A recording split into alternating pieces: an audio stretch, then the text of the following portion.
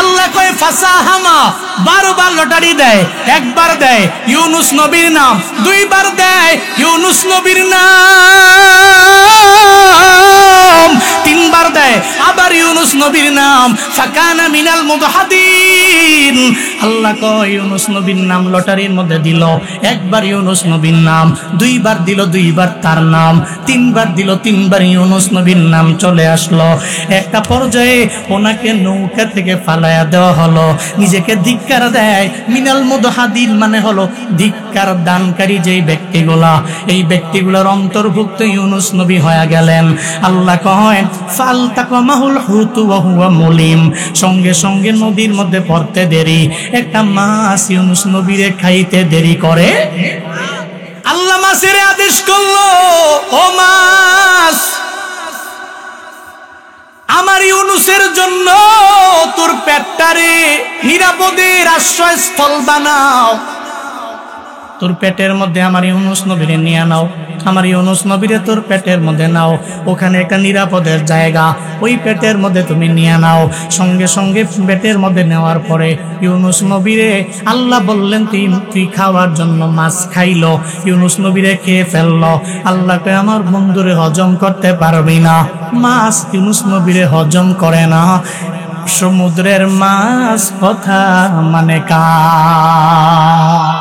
আল্লাহ বলেন, এই মানুষ, ইস্তাগফিরু রাব্বাকুম, তোমাদের রবের কাছে তোমরা ইস্তেগফার করো, ক্ষমা প্রার্থনা করো। ইন্নাহু কানা গাফফারা, রবের দরবারে যদি ক্ষমা প্রার্থনা করা যায় তাহলে আমার আল্লাহ এমন দয়ালু রব। জিন্দেগীর যত গুনাহ আছে 1 নম্বরে ফায়দা ইস্তেগফার করার কারণে। আল্লাহ তোমার জিন্দেগীর সব গুনাহগুলোকে মাফ করে দিবি।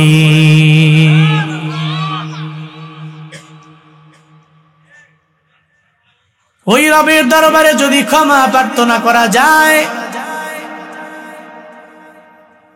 ইস্তিগফারের মাত্রা যদি কোনো বান্দা বাড়ায় দেয় তাহলে 1 নম্বরে ফায়দা হলো আল্লাহ তার জিন্দেগীর গুনাহগুলোকে মাফ করে দিবে। আমার রব এমন মালিক, যেই মালিকের মতো গফুর দুনিয়াতে আর কেউ নাই, দয়ালু কেউ নাই, রহিম কেউ নাই। দুনিয়ার মানুষগুলো দয়ালু, তবে আমার রবের মতো গফুর না।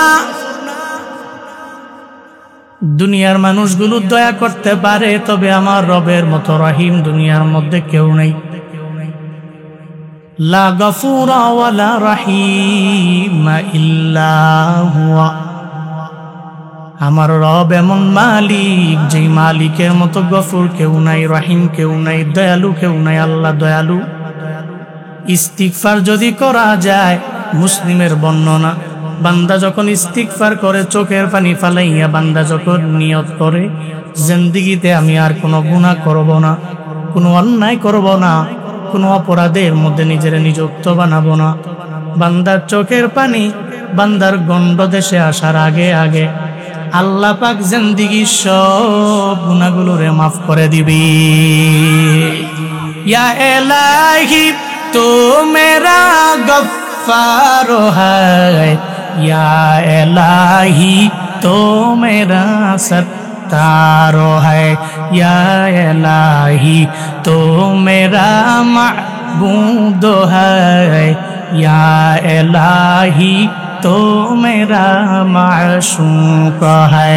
या खुदाए मेरे साथ रुन्उयूब, मेरे मौला मेरे गफारुद्दुनूब। আল্লাহ পাক বলেন ইস্তাগফিরু, ইস্তিগফার করো, ইন্নাহু কানা গাফফারা। ইস্তিগফারের মাত্রা যদি বাড়ায় দেওয়া যায় তাহলে আমার মাওলা গফফার। এটা আল্লাহর ওয়াদা। 1 নম্বরে গুনাহ মাফ হয়ে যাবে। 2 নম্বরে ইস্তিগফারের ফায়দা কি জানেননি? ওয়ায়ুরসিলিস সামা আলাইকুম মিদরারা। আল্লাহ কয় ইস্তিগফারের মাত্রা যখন আমার বান্দা বাড়ায় দিবে, যে এলাকার মধ্যে বৃষ্টি নাই, আমি আল্লাহ আসমান থেকে বৃষ্টির ন্যায় রহমত বান্দার উপরে নাজিল করব। তাহলে 1 নম্বরে গুনাহ মাফ হয়ে যাবে। 2 নম্বরে এলাকার মধ্যে বৃষ্টি নাই, বৃষ্টির জন্য ইস্তিগফার করো। ইস্তিগফারের মাত্রা যদি বাড়ায়া দেওয়া যায় তাহলে আমার আল্লাহ আসমান থেকে বৃষ্টির ন্যায় তোমার উপরে রহমত নাজিল করবে। ইস্তিগফারের মাধ্যমে 1 নম্বরে ফায়দা, গুনাহ মাফ হয়ে গেল। 2 নম্বরে আমার উপরে রহমত নাজিল হলো। আল্লাহর পক্ষ থেকে যদি রহমত পাওয়া যায় তাহলে কি পরিমাণে ফায়দা। আবার বৃষ্টির ন্যায় আমার আল্লাহ আমার প্রতি, তোমার প্রতি রহমত নাজিল করবে। আল্লাহ তাওবাকারী ইস্তিগফার করনেওয়ালা মুস্তাগফির বান্দাগুলোরে আমার আল্লাহ এত পরিমাণে ভালোবাসে, যেমন হযরত ইউনূস পয়গম্বরের কওমের লোকদের আমার আল্লাহ মাফ করে দিলেন। কেমনে মাফ করে দিলেন রে বাবা? আল্লাহ তো ইউনূস নবীরে পাঠাইলেন বর্তমান ইরাকের মুসেল নগরীর নিনাওয়া নামক জনপদে। ওই জনপদে পাঠাইয়া আল্লাহ জানাইয়া দিলেন, হ্যাঁ ইউনূস পয়গম্বর, আপনি এদের কালেমার দাওয়াত দেন। কিসের দাওয়াত? কিসের দাওয়াত? আপনার কওমের লোকেরা তো এরা কালেমা পড়ে না, কালেমা পারেও না, কালেমা বুঝেও না। এদেরকে কালেমার দাওয়াত দিতে আরম্ভ করে দেন, এদেরকে তাওহীদের বাণীগুলো প্রচার করতে বলেন। এদের সামনে আপনিও বলেন, কারণ যারা পড়বে লা ইলাহা ইল্লাল্লাহ, আল্লাহ ছাড়া দুনিয়াতে কোনো ইলা নাই, আল্লাহ ছাড়া কোনো মাবুদ নাই, আল্লাহ ছাড়া ইবাদত পাওয়ার যোগ্য কেউ নাই। কেউ যদি এটা বলে জীবনে একবার হলেও জাহান্নামের আগুনে জ্বললেও আল্লাহ তার জান্নাতের মধ্যে ঢুকায়া দিবে। আল্লাহ ছাড়া কোনো ইলা নাই। আপনার কওমের লোকদেরকে এই দাওয়াত আপনি দিয়া দেন। দুনিয়াতে আল্লাহ যত নবী পাঠাইলেন সব নবীদের মিশন হলো একটা, লা ইলাহা ইল্লাল্লাহ। দুনিয়ার সমস্ত যত আম্বিয়া আল্লাহ দুনিয়াতে পাঠাইলেন সবার দাওয়াত লা ইলাহা ইল্লাল্লাহ, আল্লাহ ছাড়া কোনো ইলাহ আছে নাই। সমস্ত নবীদের মিশন হলো এটা, আল্লাহ ছাড়া কোনো ইলা নাই, আল্লাহ ছাড়া মাবুদ নাই। ইউনূস নবী দাওয়াত দিতে লাগলেন। মুসেল নগরীর এই নিনাওয়া নামক জনপদের একটা লোকও কালেমা পড়ে না, একটা লোকও মুসলমান হয় না। উনি পেরেশানের মধ্যে পড়ে গেলেন, আমার একটা লোকও কেন কালেমা পড়ে মুসলমান হয় না। চিন্তায় পড়ে গেলেন ইউনূস পয়গম্বর। একটা পর্যায়ে উনি আল্লাহর পক্ষ থেকে আদেশকৃত হয়ে গেলেন, ও পয়গম্বর, এই এলাকার মধ্যে থাকা যাবে না, যান যান, এলাকা ছেড়ে চলে যান। ইউনূস পয়গম্বর আল্লাহর পক্ষ থেকে আদেশকৃত হইয়া এবার এদের বলে দিলেন, এই আমার কওমের লোকেরা, একজনও তো আমার হাতে কালেমা পড়ে মুসলমান হইলা না, তাহলে 3 দিনের মধ্যে তোমাদের উপরে আল্লাহর পক্ষ থেকে গজব আসবে। লেখা রাখ, আমি নবী থাকবো না, তোদের উপরে গজব আসবে। ইউনূস নবী এটা বইলা চইলা গেল। এদিকে এরা মনে মনে চিন্তা ভাবনা করতে লাগলো, যতই নবীরে বলি নবী মিথ্যা বলে, মিথ্যা বলে, অথচ আল্লাহর পক্ষ থেকে যেই নবীরা, ওই নবীরা জীবনে কোনোদিন মিথ্যা বলতে পারে না, ঠিক কিনা? নিনাওয়া নামক জনপদের লোকেরা চিন্তায় পড়ে গেল। ইউনূস নবী যে বলল আল্লাহর পক্ষ থেকে গজব আসবে, এটা তো মিথ্যা না। ইউনূস নবী তো আল্লাহর পক্ষ থেকে পয়গম্বরেরাও জানতো, কিন্তু কালেমা মানে না। যারা মূর্তি পূজকেরাও জানে, এই মূর্তির পেছন দিয়ে একটা বাঁশ ঢুকাইলাম, এই মূর্তি পূজা আমরা কইরা একটা পর্যায়ে মূর্তিগুলো ফালাইয়া দিলাম। এরা নিজেরাও জানে এই ধর্ম মিথ্যা ধর্ম। এই চিন্তা করার পরে এরপরও বাপদাদার ধর্মের মধ্যে চুনকালি মারতে চায় না। এই চিন্তা করে আর ওই ধর্মের মধ্যেই রয়ে যায়, কালেমা পড়ে মুসলমান হতে চায় না। কিন্তু মনে মনে জানে ইসলাম ধর্মের মতো শান্তির ধর্ম দুনিয়াতে আর একটাও নাই। ইউনূস নবীর কওমের লোকেরা চিন্তা করতে লাগলো, চইলা গেল ইউনূস নবী, তাহলে তো অবস্থা খারাপ, 3 দিনের মধ্যে গজব আসবে। চিন্তা করে নিল, তওবা করব, কি করবো, উপায় নাই। গজব আসলে সব ঢালাও ভাবে সব মরে যাবো। ভয় পেয়ে গেল, ভয় পেয়ে এরা এলাকা থেকে বের হয়ে বিশাল এক গহীন জঙ্গলের দিকে চলে গেল। গহীন এক জঙ্গলে সবাইকে নিয়ে গেল। একটা পর্যায়ে একজনে আরেকজনে কয়, উপায় তো নাই, আল্লাহর কাছে তাওবা কর, কান্নাকাটি কর, কারণ তিনি তো এমন রব যিনি যার কাছে তাওবা করলে ইস্তিগফার করলে তিনি তো মাফ করে দেয়। আল্লাহ হয়তো এক বিশাল গজব থেকে আমাদেরকে মাফ করে দিতে পারে, এই চিন্তা করে সব কান্নাকাটি করতে লাগে।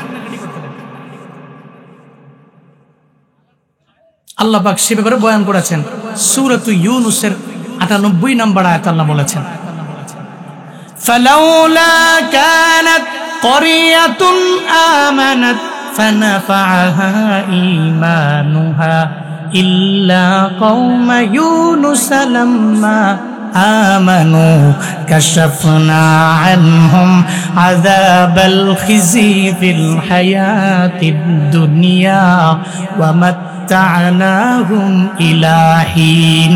চিল্লায়া জোরে করে পড়েন আল্লাহু আকবার, আর জোরে আল্লাহু আকবার।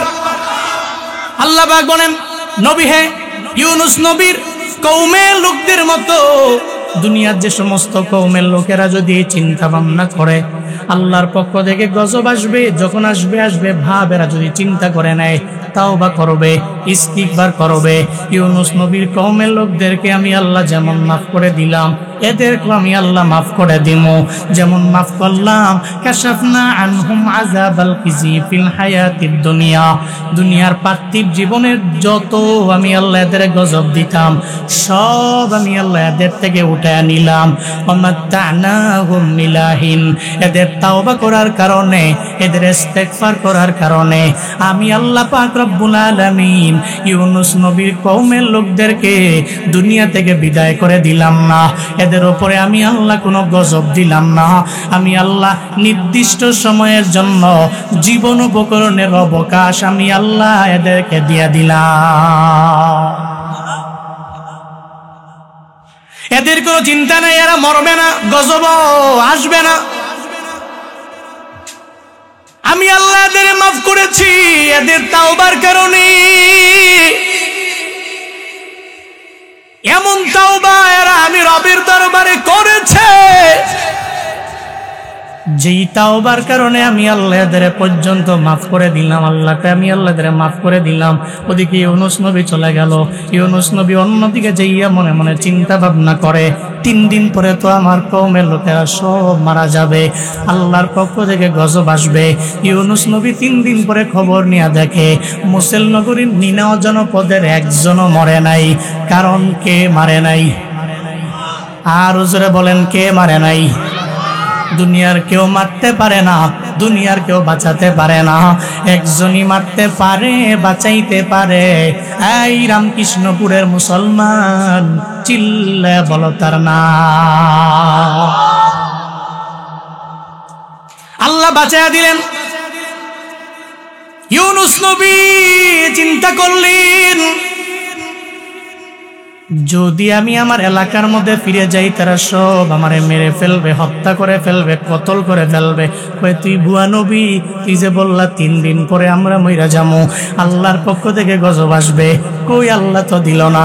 উনি চিন্তা করে আল্লাহর পক্ষ থেকে একটা আদেশ আসবে, ওয়েটিং থাকতে পারলেন না, ইন্তজার করতে পারলেন না। অপেক্ষায় না থাইকা উনি মনে মনে চিন্তা ভাবনা করলেন, নদী পার হয়ে নৌকা দিয়া চইলা যামু, আল্লাহর পক্ষ থেকে আদেশ আসা পর্যন্ত অপেক্ষায় রইলেন না। এমন হালাতে নৌকা দিয়া যখন পার হবে, নদী পার হবে ভাব। আল্লাহ ওই ব্যাপারেও কোরআনের মধ্যে বয়ান করলেন। সূরাত আস-সাফফাতের ১৩৯ নম্বর আয়াত থেকে ১৪২ নম্বর আয়াত পর্যন্ত আল্লাহ সেই ব্যাপারে বয়ান করে জানায়া দিলেন, ওয়া ইন্না ইউনুসা লামিনাল মুরসালিনা ইযা আবাকা ইলাল ফুলকিল মাশহুন ফাসাহামা ফাকানা মিনাল মুদহাদিন ফালতাকামাহুল হুতু ওয়া হুয়া মুলিম। চিল্লা জোরে করে পড়েন আল্লাহু আকবার, আর জোরে আল্লাহু আকবার।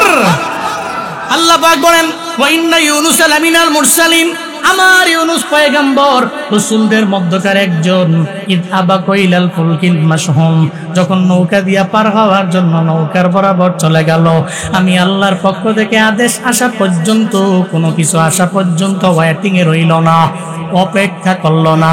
নৌকার মধ্যে উঠা যখন নৌকা পার হওয়ার জন্য নৌকার মধ্যে উঠল, একটা পর্যায়ে নদীর মাঝ বরাবর যখন চলে গেল, ওখানে যাওয়ার পরে হঠাৎ করে নৌকা ডুবে যাবে ভাব হয়ে গেল।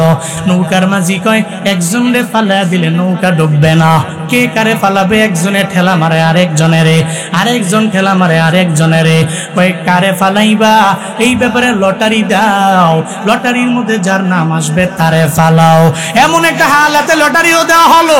আল্লাহ বয়ান করেছেন, আল্লাহ কয় ফাসাহামা, 12 বার লটারি দেয়। একবার দেয় ইউনুস নবীর নাম, 2 বার দেয় ইউনুস নবীর নাম,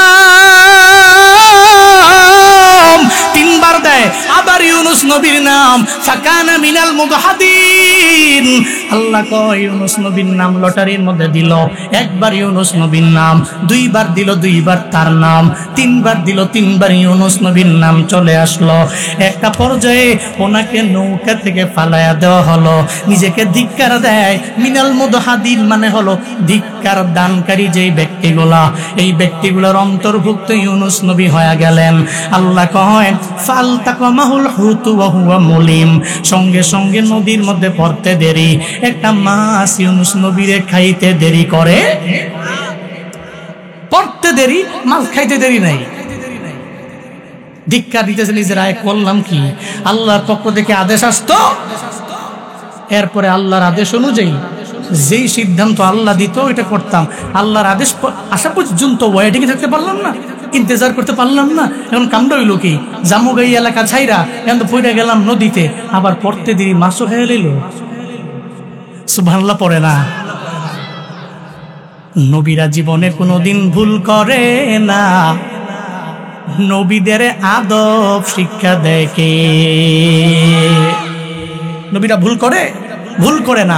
নবীদেরকে বাবা যেমন তার ছোট্ট বাচ্চাকে আদব শিক্ষা দেয়, নবীদেরকে আল্লাহ এভাবে শিক্ষা দেয়। পড়েন না সুবহানাল্লাহ। সঙ্গে সঙ্গে ইউনুস পয়গম্বর পড়ে গেল, মাছও ওনারে খেয়ে ফেললো, মাছের পেটে চলে গেল। আল্লাহ কয় মাছ আমার ইউনুসরে তুমি খাইতে পারবা? আল্লাহ মাছের আদেশ করলো, ও মাছ, আমার ইউনুসের জন্য তোর পেটটারে নিরাপদের আশ্রয়স্থল বানাও। তোর পেটের মধ্যে আমার ইউনুস নবীরে নিয়ে নাও, আমার ইউনুস নবীরে তোর পেটের মধ্যে নাও, ওখানে একটা নিরাপদের জায়গা, ওই পেটের মধ্যে তুমি নিয়ে নাও। সঙ্গে সঙ্গে পেটের মধ্যে নেওয়ার পরে ইউনুস নবীরে আল্লাহ বললেন তুই খাওয়ার জন্য মাছ খাইলো, ইউনুস নবীরে খেয়ে ফেললো। আল্লাহকে আমার বন্ধুরে হজম করতে পারবি না, মাছ ইউনুস নবীরে হজম করে না। সমুদ্রের মাছ কথা মানে কা?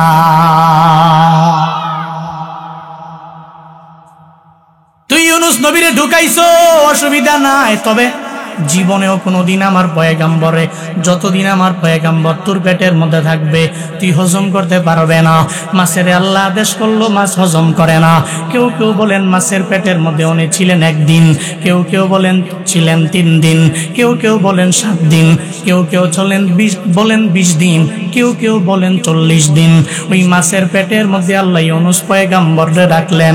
তবে ওখানে যাইয়াও আমার আল্লাহর ইউনুস নবী ভুলে যায় না, ওখানে গিয়াও তো আল্লাহরে ভুলেন নাই। ওখানে গিয়াও চিন্তা করে এই মাছের পেটের মধ্যে আমার কেউ নাই, এই মাছের পেটের মধ্যে আমার কেউ বাঁচাইতে পারে না। সঙ্গে সঙ্গে ওই জায়গার মধ্যে কি বলল আল্লাহ, সেই ব্যাপারেও কোরআনের মধ্যে বয়ান করে জানায়া দিলেন। সূরাতুল আম্বিয়ার মধ্যে আল্লাহ জানায়া দিলেন, ফানাদা ফিয-যুলুমাতি আল্লা ইলাহা ইল্লা আনতা সুবহানাক ইন্নী কুনতু মিনাজ-যালিমিন ফাসতাজাবনা লাহু ওয়া নাজ্জাইনাহু মিনাল গাম ওয়া কাযালিকা নুনজিল মুমিনিন। চিল্লায়ে পড়েন আল্লাহু আকবার। আল্লাহ পাক বলেন ফানাদা ফিয-যুলুমাত, মাছের অন্ধকারাচ্ছন্ন ওই পরিবেশের মধ্যে আমার পয়গম্বর ওখানে যে আমি আল্লাহরে বলল না, সে ওখানে গিয়া পড়ল লা ইলাহা ইল্লা আনতা, ও আল্লাহ তুমি ছাড়া আমার কোনো ইলা নাই, তুমি ছাড়া আমার কোনো মাবুদ নাই, তুমি ছাড়া আমার ইবাদত কেউ পায় না, তুমি ছাড়া আমার সাহায্যকারী কেউ নাই। ও আল্লাহ বিপদে পড়েছি, তুমি আমার, তুমি যখন থাকো আমার পাশে আমার কেউ ক্ষতি করতে কেউ পারবে না। ও আল্লাহ তুমি ছাড়া আমার সাহায্যকারী কেউ নাই। ওই মাছের পেটে যাইয়া ইউনুস নবী রবের দরবারে যখন কান্নাকাটি করতে লাগলো, লা ইলাহা ইল্লা আনতা যখন বলল, আল্লাহকে যখন জানায় দিল আল্লাহ তুমি ছাড়া আমার কেউ নাই, এই বিপদের মধ্যে ইউনুস নবী আমারে ডাকার কারণে ফাস্তাজাবনা লাহু ওয়া নাজাইনাহু মিনাল গাম, আমি আমার বন্ধুটাকে সাড়া দিয়া দিলাম। মাছের পেটে তো ঢুকিয়েছি আমি রব, এই খেলা তো আমার, এই কুদরত আমার, এই কুদরত তো এটা আমি আল্লাহর, আমি এই খেলা দেখাইলাম। এই মাছের পেটের মধ্যে ইউনুস পয়গম্বরে আমি ঢুকাইলাম, এটা আমারই খেলা ছিল, এটা আমার কুদরত ছিল। আমি আমার বন্ধুরে মাছের পেটের মধ্যে ঢুকাইলাম, আমি তো তারে মাফ করে দিব। সে যখন ওই মাছের পেটের মধ্যে যাইয়া আমি আল্লাহর তাসবিহ জপা আরম্ভ করে দিল, আমি আল্লাহর মুসাববিহীন বান্দাদের অন্তর্ভুক্ত হয়ে গেল, যেই ব্যাপারে আল্লাহ সূরাতুস সাফফাতের 143 নম্বর আয়াতে বয়ান করেছেন। আমার বন্ধু যদি মুসাববিহীনদের অন্তর্ভুক্ত না হইতো, তাহলে আমি আল্লাহ জীবনেও কোনো দিন তার মাছের পেট থেকে আমি আল্লাহ তারে বের করতাম না। লাউলা আন্নাহু কানা মিনাল মুসাববিহীন লালাবিসা ফি বাতনিহি ইলা ইয়াউমি ইউবআসুন। চিল্লা পড়েন আল্লাহু আকবার। সূরাতুস সাফফাতের 143 নম্বর আয়াতে আল্লাহ পাক জানায়া দিলেন, আমার ইউনুস পয়গম্বর মাছের পেটের মধ্যে ঢোকার পরে লাউলা কানা আন্নাহু কানা মিনাল মুসাববিহীন, যদি মাছের পেটের মধ্যে যাইয়া ইউনুস নবী মুসাববিহীনদের অন্তর্ভুক্ত না হইতো, মানে যে তাসবিহ করে তাকে বলা হয় মুসাব্বিহ, আর মুসাব্বিহ এর মুসাব্বিহুন হলো জমা, যারা তাসবিহ করে অনেকগুলা লোক বসে আছে এরা মুসাব্বিহুন, যেহেতু এটা এখানে কাসরার হালাতে আছে মুসাব্বিহিন।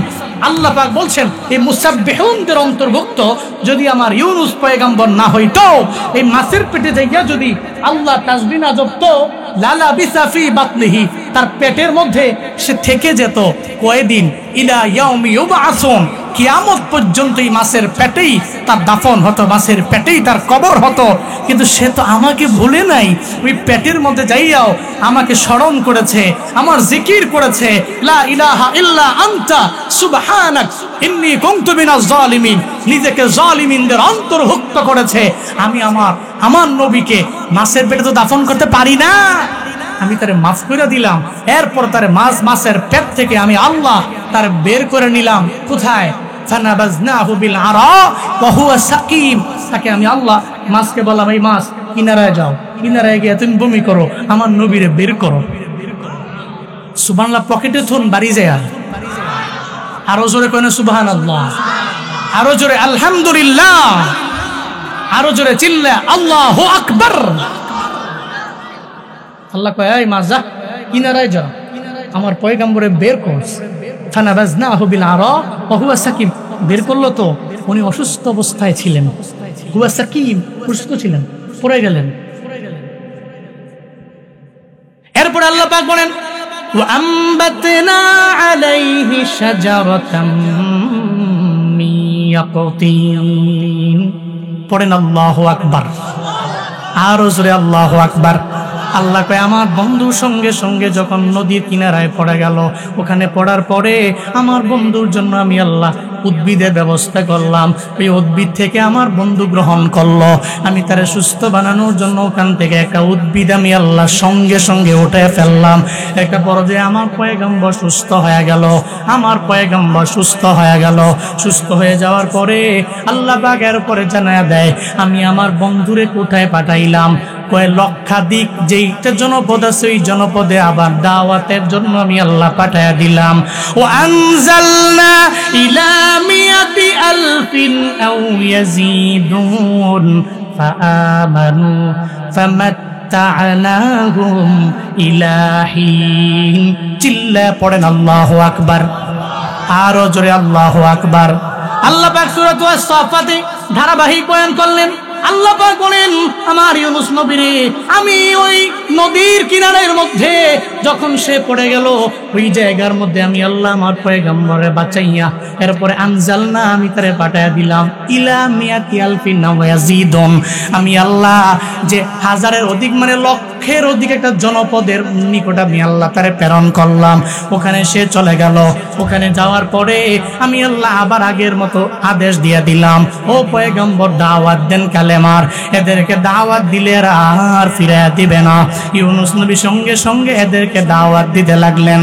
আল্লাহ কয় দাওয়াত দিতে দেরি, ফাআমানু, এরা সঙ্গে সঙ্গে কালেমা পড়ে মুসলমান হয়ে গেল। এরা দাওয়াত দিতে দেরি, এরা ঈমান আনলো, কালেমা পড়লো, মুসলমান হয়ে গেল। এই জনপদের মধ্যে ইউনূস নবী আস্তে আস্তে বড় হতে লাগলেন, এখানে দাওয়াত দিতে লাগলেন। আল্লাহ কয় ফামাত্তা'নাহুম ইলা হিন। আমি আল্লাহ নির্দিষ্ট সময়ের জন্য জীবন উপকরণের অবকাশ আমি আল্লাহ সবাইরে দিয়ে দিলাম। বলতেছিলাম ইউনূস নবীর কওমের লোকেরা এত বড় অন্যায় করার পরেও ঈমান না আনার কারণে আল্লাহর পক্ষ থেকে গজব আসতো, কিন্তু আসে নাই। কেন আসে নাই? কয় ইস্তিগফারের বদৌলতে। আল্লাহ কয় সেই ইস্তিগফারের মাত্রা তুমি বাড়াও, আমি আল্লাহ বড় বড় কওমদেরকে মাফ করে দিলাম ইস্তিগফারের কারণে। তাহলে ইস্তিগফারের এক নম্বরে ফায়দা, ইন্নাহু কানা গফফারা, আল্লাহ পাক জিন্দেগীর গুনাহগুলোকে মাফ করে দিবে। ইস্তিগফারের দুই নম্বরে ফায়দা, ইউরসিলিস সামা আলাইকুম মিদরারা, দুই নম্বর ফায়দা, আল্লাহ আসমান থেকে রহমতের বৃষ্টির নাই আমার আল্লাহ আমাদের উপরে রহমত বর্ষিত করবে। তিন নম্বরে ইস্তিগফারের ফায়দা, ওয়ায়ুমদিদকুম বিআমওয়াল, তিন নম্বর ইস্তিগফারের ফায়দা হলো আল্লাহ পাক রব্বুল আলামিন তোমাদেরকে মাল দ্বারা সাহায্য করবে। ইউমদিদকুম বিআমওয়াল, এক নম্বরে মাল দিয়া, সম্পদ দিয়া সাহায্য করবে। ইস্তিগফার এর আমল যদি কেউ কন্টিনিউ করা যায়, গরিব যারা আছেন ইস্তিগফারের মাত্রা যদি বাড়ায় দেন, ধন দৌলত দিয়া ভরপুর করে দিবেন কে? আরো জোরে বলে না, কে বাড়ায় দিবে? কিন্তু ধন সম্পদের জন্য তো আমরা সুদি লেনদেন করি, ঠিক কিনা?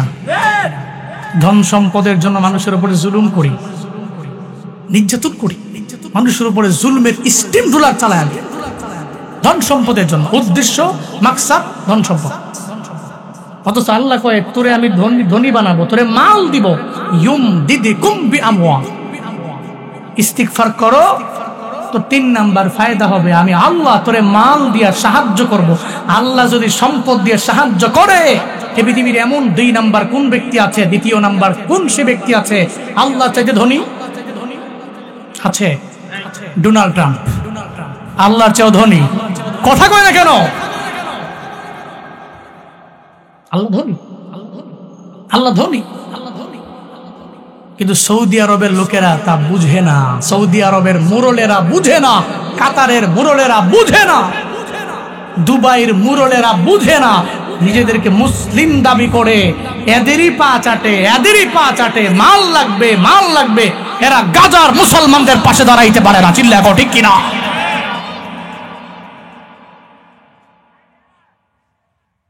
দাঁড়াইছে শহীদুল আলম। কে দাঁড়িয়েছে? শহীদুল আলম। এই সমস্ত ব্যক্তিরা ভাই ভাইয়ের কদর বুঝে। আল্লাহ আমাদের সব ভাইকে মুজলুম ব্যক্তিদের পাশে দাঁড়ানোর মতো তৌফিক দান করেন। আরো জোরে পড়েন আমিন, আরো জোরে চিল্লে আমিন। তাহলে এক নম্বরে আল্লাহ মাফ করে দিবে। দুই নাম্বার ফায়দা, আসমান থেকে বৃষ্টি, রহমত, বৃষ্টির ন্যায় রহমত আল্লাহ আমাদের উপর নাজিল করে। তিন নাম্বার ইউমদিদকুম বিআমওয়াল, আল্লাহ মাল দিবে।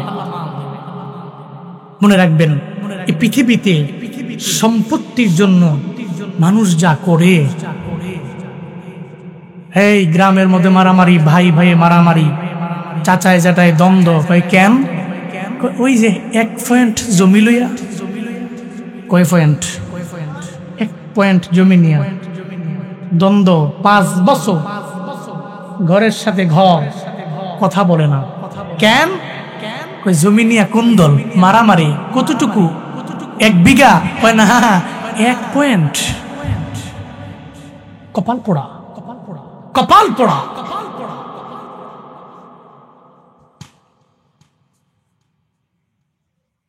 মানুষ মালের জন্য বিভিন্ন জায়গায় দৌড়ায়,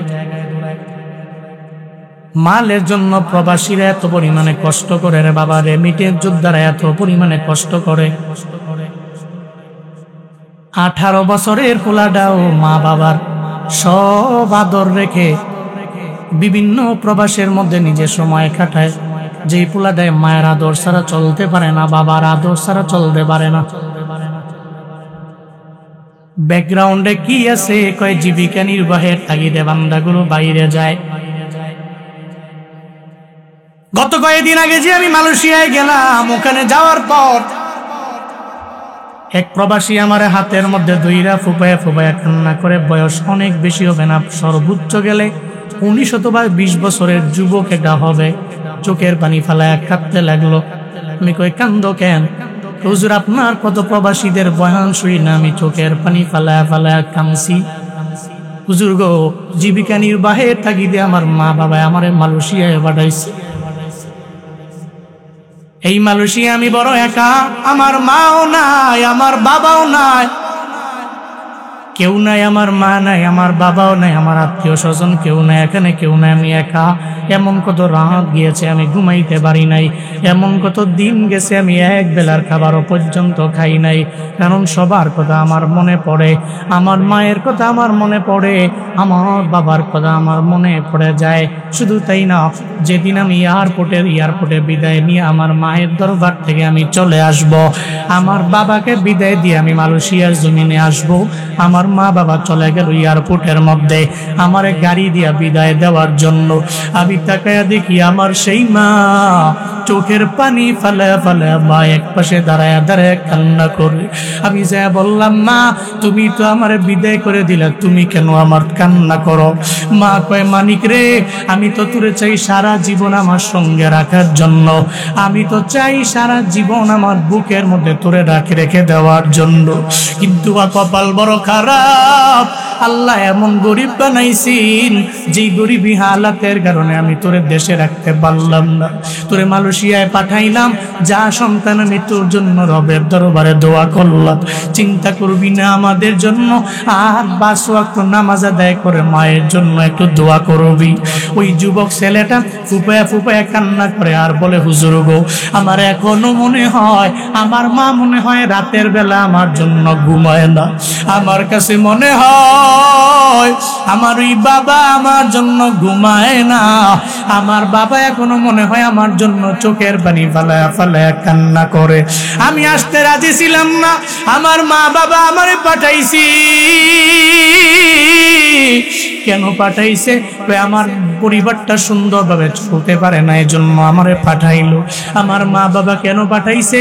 ওই জীবিকা নির্বাহের তাগিদে আমারে পাঠাইছে। হুজুর দোয়া কইলেন, এখন যা ইনকাম করি ভালো অবস্থানে আছি, কিন্তু রাতের বেলা কেন যেন ঘুম আসে না, কেন যেন ঘুমাইতে পারি না, পাগলের মতো হয়ে যাই। দিনের বেলা কেন যেন খাবার মুখের মধ্যে ঢোকে না।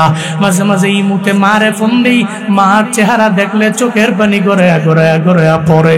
মাঝে মাঝে বাবার সাথে কথা বলি, বাবার কণ্ঠটা শুনলে চোখ দিয়া গড়ায়া গড়ায়া পানি পড়ে।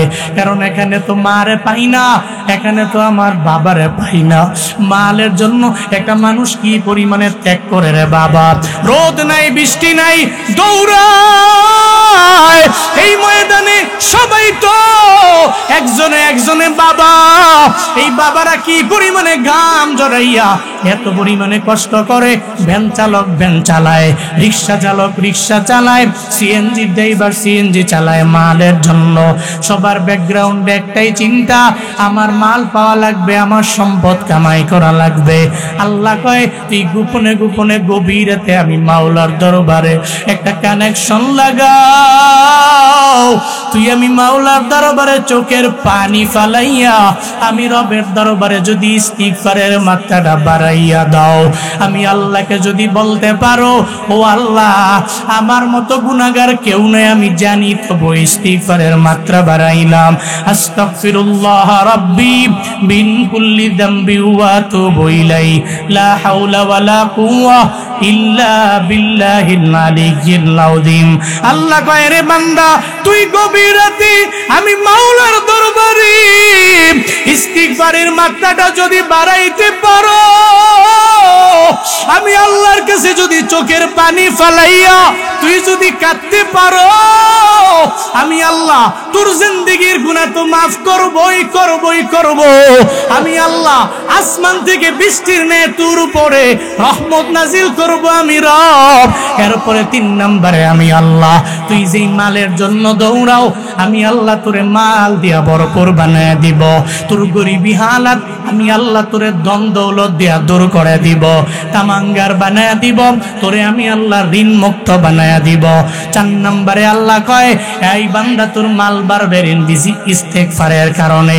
এরপরে আল্লাহ পাক বলেন বান্দারে তুই যদি ইস্তিগফারের মাত্রা বাড়ায় দাও, আমি আল্লাহ 4 নম্বরে ওয়ায়ুমদিদকুম বিবানিন। এখানে ময়দানে অনেকে আছে যারা সন্তান হারা, ছেলেও নাই মেয়েও নাই। একটা সন্তানের জন্য এমন কোনো ডাক্তার নাই ডাক্তারের দরবারে যায় নাই, সব ডাক্তারের দরবারে দৌড়াইলো কেন? একটা ছেলের জন্য, একটা মেয়ের জন্য, একটা পরিবার সাজানোর জন্য সব জায়গায় জায়গায় দৌড়ায়। সমাজের মধ্যে 10 বছর হয়ে গেল, 15 বছর হয়ে গেল, 20 বছর হয়ে গেল, সন্তান নাই। আছে না না? আছে না নাই? সন্তানের জন্য পাগল পড়া হয়ে যায়, অস্থির হয়ে যায়। যে আব্বা আমার নাই সে বুঝে। একটি পুত্র দে রে আল্লাহ, একটি পুত্র দে, কামাই খাইবার আশা নাই রে, আমায় মাটি দিব কে? কামাই খাইবার সাদ নাই রে, আমায় মাটি দিব কে? সন্তান পাওয়ার জন্য বান্দা চোখের পানি ফেলায় কান্দে। ইস্তিগফারের মাত্রাটা বাড়ায়া দেন। আল্লাহ কয় ওয়ায়ুমদিদকুম বিবানিন ওয়াবানিন, আয় ওয়ায়ুমদিদকুম বিবানিন। বান্দা তুই যদি ইস্তিগফারের মাত্রা বাড়ায়া দাও, আমি আল্লাহ বানিন দিয়া মানে সন্তান সন্ততি দিয়া তোমারে সাহায্য করব। এরপরে 5 নম্বরে বান্দারে তোমার ফসলাদির মধ্যে কোনো বরকত নাই। তুমি চাইলেও ফসলের জমিগুলো ভালোভাবে তুমি উর্বর করতে পারো না, উর্বর জমি বানাইতে পারো না। বান্দা ইস্তিগফারের মাত্রা বাড়ায়া দাও, তোমার ধানের ফসলের মধ্যে, উদ্যানের মধ্যে বরকত আল্লাহ বাড়াবে।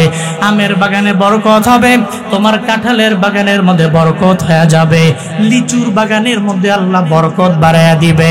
আল্লাহ কয় ওয়াজআল লাকুম জান্নাত। ইস্তিগফারের আমল যদি কন্টিনিউ করা যায়, 5 নম্বরে আল্লাহ পাক তোমারে বড় বড় বাগানের মালিক বানায়া দিবে। শুধু তাই না, ওয়াজআল লাকুম মানহারা।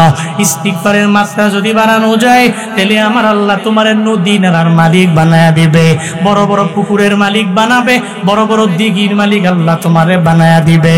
ও বান্দা দুনিয়া চাইছো, দুনিয়া পাইছো ইস্তিগফারের কারণে।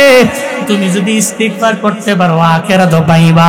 1 নম্বরে গুনাহ মাফ, 2 নম্বরে দুনিয়ার যত ফায়দা আছে সব ইস্তিগফারের মাধ্যমে পাওয়া যায়। চিল্লায়া পড়া যাবে কি আস্তাগফিরুল্লাহ? আরো জোরে আস্তাগফিরুল্লাহ, আরো জোরে আস্তাগফিরুল্লাহ। পড়তে পারবো তো ইনশাআল্লাহ? পড়তে পারবো তো ইনশাআল্লাহ? সবসময় বেশি বেশি কোনো গুনাহ হয়ে গেছে, আস্তাগফিরুল্লাহ রব্বি মিন কুল্লি যামবিন ওয়া আতুবু ইলাইহি লা হাওলা ولا قوة إلا بالله أستغفر الله ربي من كل ذنب وأتوب إليه لا حول ولا قوة إلا بالله العلي العظيم أستغفر الله الذي لا إله إلا أنت سبحانك إني كنت من الظالمين আল্লাহর কাছে এভাবে বিভিন্ন দোয়ার মাধ্যমে ইস্তিগফারের মাধ্যমে রবের দরবারে বেশি বেশি বলবো।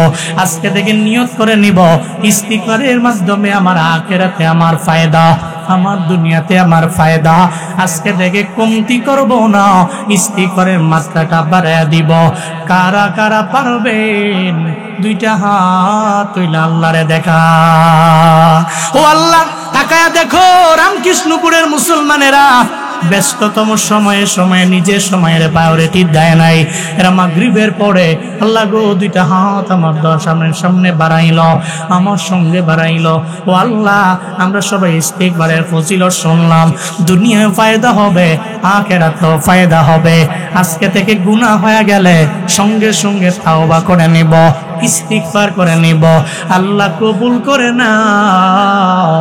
ইস্তিগফারের কারণে উভয় জগতে কামিয়াব করে দাও। চিল্লে জোরে করে পড়েন আমিন, আরো জোরে চিল্লে আল্লাহুম্মা আমিন। আল্লাহ আমাদের সবাইকে বেশি বেশি ইস্তিগফার করা তৌফিক দান করেন। সকলে পড়ি আমিন। সকাল সন্ধ্যা ফজরের পরে মাগরিবের পরে এই আমলগুলো আমরা প্রত্যেকে কন্টিনিউ করব। ফায়দা কি জানলাম? সূরা নূহের 3 আয়াত থেকে ফায়দা জানলাম, নোট করে নিব ব্রেনের মধ্যে। 1 নম্বরে ফায়দা ইস্তিগফার করলাম, 1 নম্বর ফায়দা আল্লাহ গুনাহ মাফ করে দিব। 2 নম্বর ফায়দা আসমান থেকে আল্লাহ রহমত নাজিল করবে, বৃষ্টির ন্যায় রহমত নাজিল করবে। 2 নম্বর পেলাম। 3 নম্বরে আল্লাহ মাল দিয়া সম্পদ দিয়ে সাহায্য করবে। 4 নম্বরে সন্তান সন্ততি দিয়ে আল্লাহ সাহায্য করবে। 5 নম্বরে উদ্যান বাগান, ফলের বাগান, ফুলের বাগান, বিভিন্ন বড় বড় বাগান দিয়ে আল্লাহ সাহায্য করবে। 6 নম্বরে আল্লাহ পাক নদী নালা পুকুর খাল বিল দিয়া আল্লাহ পরীক্ষা করবে। আল্লাহ আমাদের সবাইকে ইস্তিগফারের মাত্রা বাড়িয়ে দিয়ে আমল করে এই সমস্ত ফজিলতগুলো যাতে আমরা পাই এবং এই সমস্ত ফায়দাগুলো যাতে আল্লাহর পক্ষ থেকে আমরা অ্যাকসেপ্ট করতে পারি, আল্লাহ সে তৌফিক আমাদের সবাইকে দান করেন। বারাকাল্লাহু লানা ওয়া লাকুম ফিল কুরআনিল আযীম ওয়া নাফা'না ওয়া ইয়্যাকুম বিল আয়াত ওয়া যিকরিল হাকীম ওয়াস্তাগফিরুহু ইন্নাহু হুয়াল গফুরুর রহিম। আসসালামু আলাইকুম ওয়া রাহমাতুল্লাহি ওয়া বারাকাতুহু।